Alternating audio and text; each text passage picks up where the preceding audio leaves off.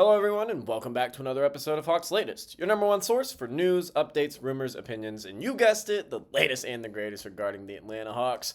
I'm your host, Zach Langley, aka Langley ATL, and today we've got a packed episode filled with updates and insight as we dive into what's been a very eventful Summer League stretch from the games that have been played to also rumors and some updates just surrounding free agency and the trade market. It's a pivotal offseason for the Hawks, and it has been an eventful one to say the least. So, from a hometown rookie who's looking like an absolute steal that they got late in the first round to the possibility of a Hawks legend returning to where it all started. And we kind of broke this down in last episode and in the article that I wrote just yesterday. But we're going to talk about a specific detail of that in just a minute. To some key decisions looming in free agency. The Hawks definitely still have some decisions to make with a couple roster spots still open. So we've got a lot to break down. So without further ado, let's get right into it and talk about how one of the major storylines of the Summer League so far has been the play of Asa Newell. His first game wasn't very pretty, but he still was great defensively. But it's really been in these last two games what he's really done on the court. So through 3 games in Vegas, Newell has looked every bit like a gem, late in the first round. That the Hawks, it might end up being another late first round steal. The Hawks have been notorious for that in the past several seasons. So he's averaging 13.3 points, 8.3 rebounds a game. He's shooting an efficient 52% from the field and 50% from three-point range, just showcasing everything Atlanta needed to see from him. There were definitely some questions about his game going into the draft, and a lot of Hawks fans didn't really like the idea of drafting him at 13.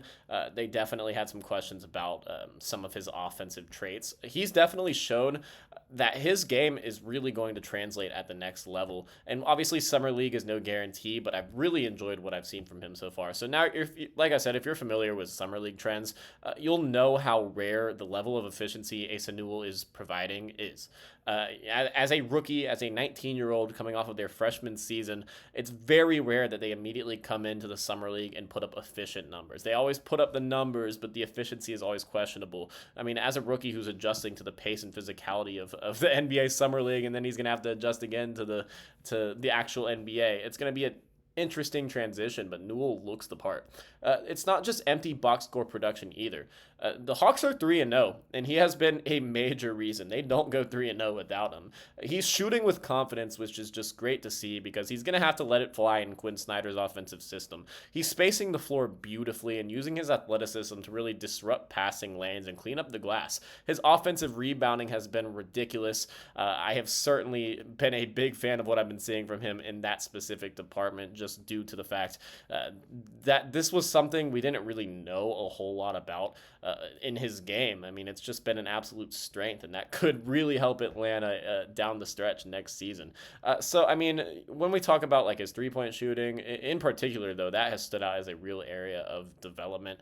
His shot didn't have great percentages at Georgia in his one season, but like I've been saying, his form and the mechanics and the confidence to let it fly are all too good for him to actually, fail as a three-point shooter in the NBA. And it's looking good. It's a very good start. It's really massive for his trajectory in the modern NBA that focuses on outside shooting.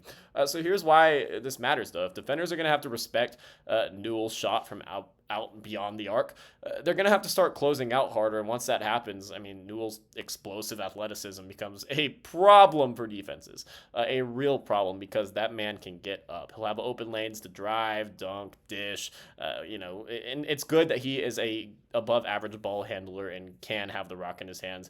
He's not necessarily a cone, because that's more of a defensive term. But I mean, when we look at some of the guys that, maybe even a guy that he's drawn some comparisons to, John Collins.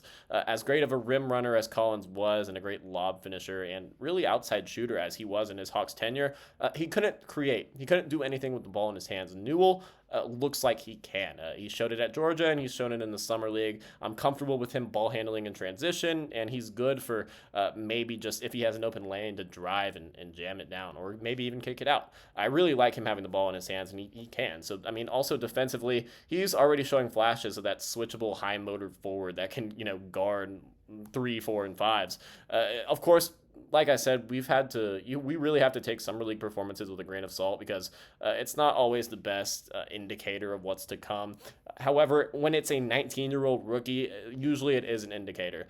If they are playing well, I don't pay attention to rookie struggles too much in summer league, but when they're looking this good, I really have to kind of give that player their props. He's looked poised, efficient, and polished. It's becoming increasingly likely that Newell is going to actually be Atlanta's backup 4 next season. I've kind of been doing like a series where I've been predicting their depth chart with every key addition that they make. Right now, I do have Newell ahead of Gay for that backup power forward spot behind Jalen Johnson, but that could absolutely change. So Gay is going to be his primary competition for that spot, and that battle could be one of the most exciting position races to watch during training camp. The Hawks believe in Gay, but they also really like Newell, and they think that he fits into what they're really trying to build. So, I mean, if both step up, the Hawks will have some serious depth at the forward spot. That is not a bad problem to have. It's a problem that every team wants. So now I'm going to address something that's kind of stirred up a lot of discussion. I actually wrote an article about this yesterday, and I also, in yesterday morning's video, I talked about it a little bit. The idea of Al Horford potentially returning to the Hawks. Definitely a controversial thing due to what happened. So let's not sugarcoat this.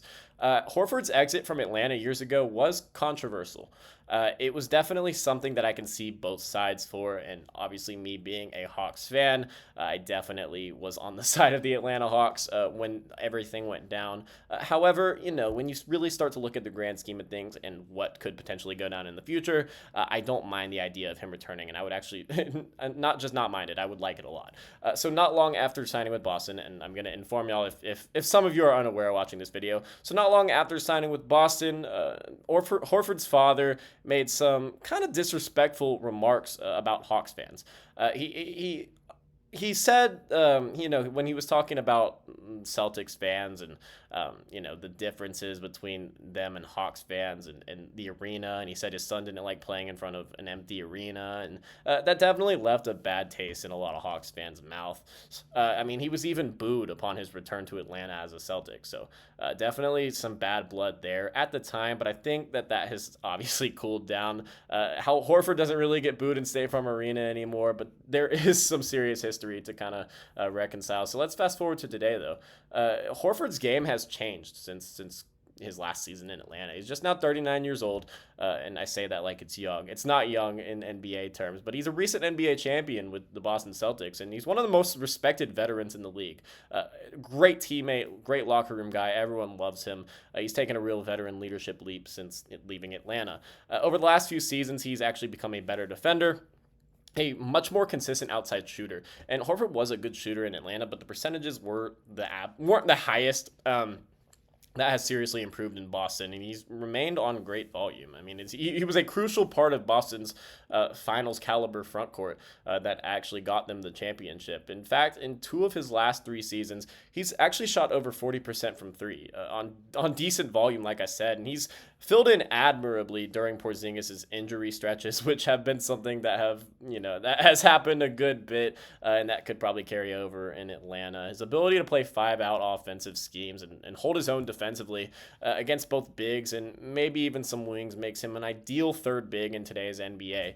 Horford may want a bigger role than that, but if he's willing to come in as a third big, I would 100% welcome. If it's something on like a veteran minimum, it would be a perfect way to kind of close the book on a Hall of Fame career, because the only thing that he doesn't have anything left to prove as an Atlanta Hawk, but it would be nice to kind of, rebuild that bridge that was burnt for a small period of time when his exit was a little messy. But even then, Horford had came out after, the statement was made by his father, and he had kind of shut that down, saying that this wasn't something that he believed. There's just, I see both sides to this, but Horford's on-court contributions and off-court leadership is something Atlanta could really, really use. From the Hawks' perspective, having a steadying voice and a playoff-tested presence in the locker room could be invaluable, especially for a young, hungry group with real aspirations to contend in a wide-open Eastern Conference. If the past can be forgiven, a reunion between the Hawks and Horford Horford might just be a poetic finish to an absolutely incredible career.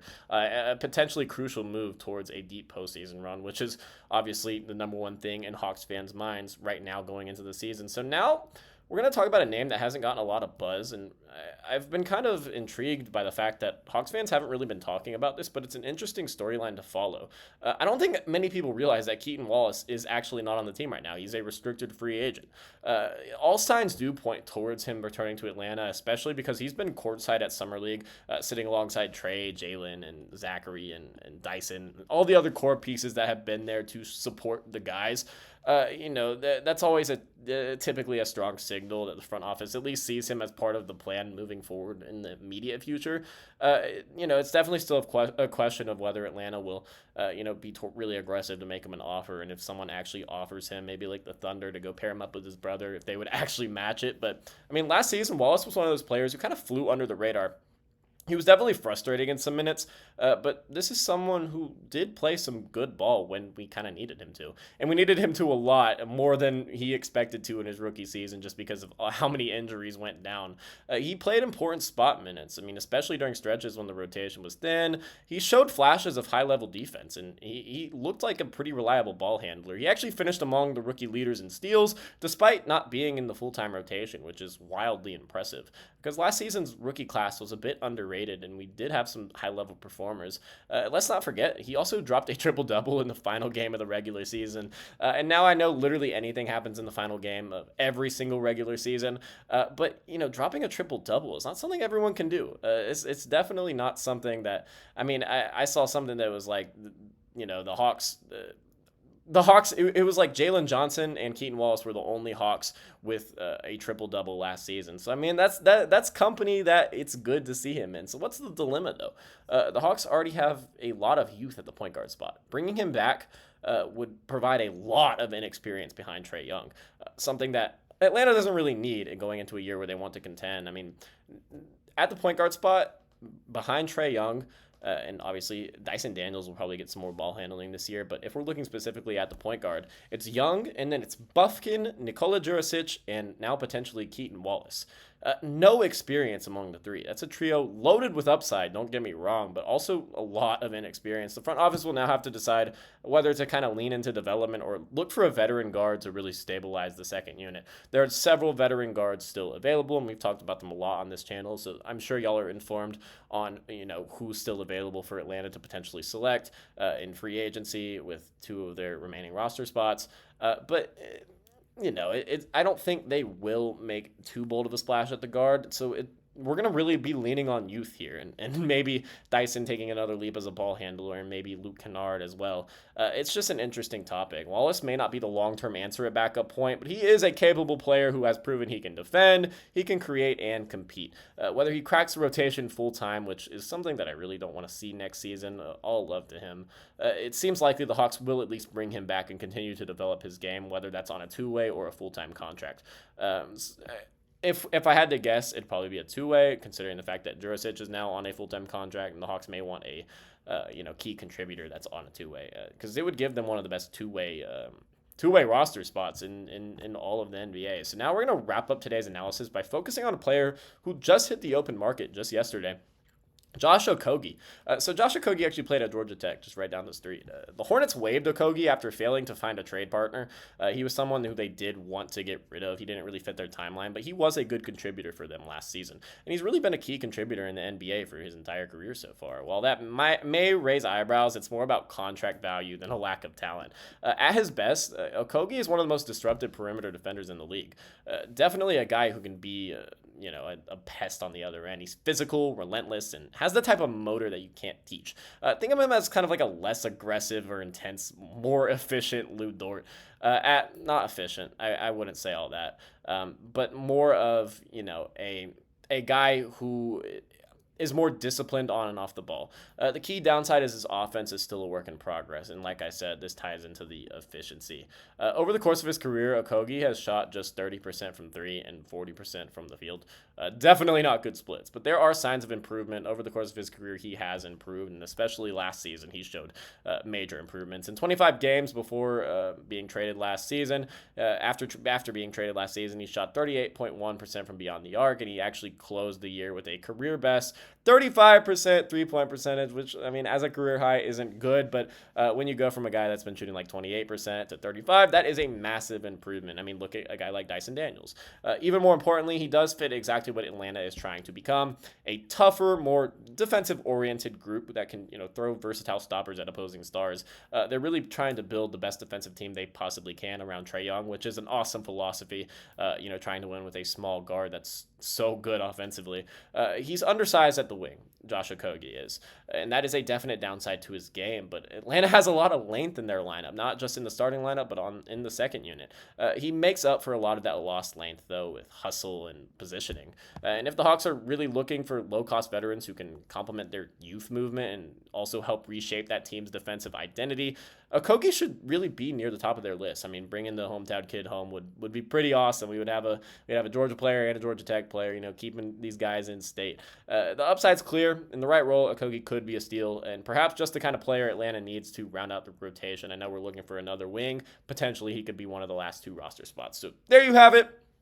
Asa Newell's breakout summer, a potential Horford homecoming, Katon Wallace's contract situation, and a possible defensive addition in Atlanta, Georgia Tech native Josh Okogie. As always, the Hawks are in the middle of a pivotal offseason, one where every move matters, and we're going to really be tracking what they do the rest of this offseason. With the East wide open and this roster completely full of youth and upside, the front office has a golden opportunity to strike the right balance between development and experience. So thank you guys for watching. Be sure to like, subscribe, and hit that bell so you don't ever miss an update here on Hawks Latest. We're going to be pumping out videos every single day like we have been doing. This is actually our 50th episode today, and it's been awesome recording these shows for you guys. I've definitely enjoyed every second of it, so thank you guys for tuning in. Until next time, I'm Zach Langley, a.k.a. Langley ATL.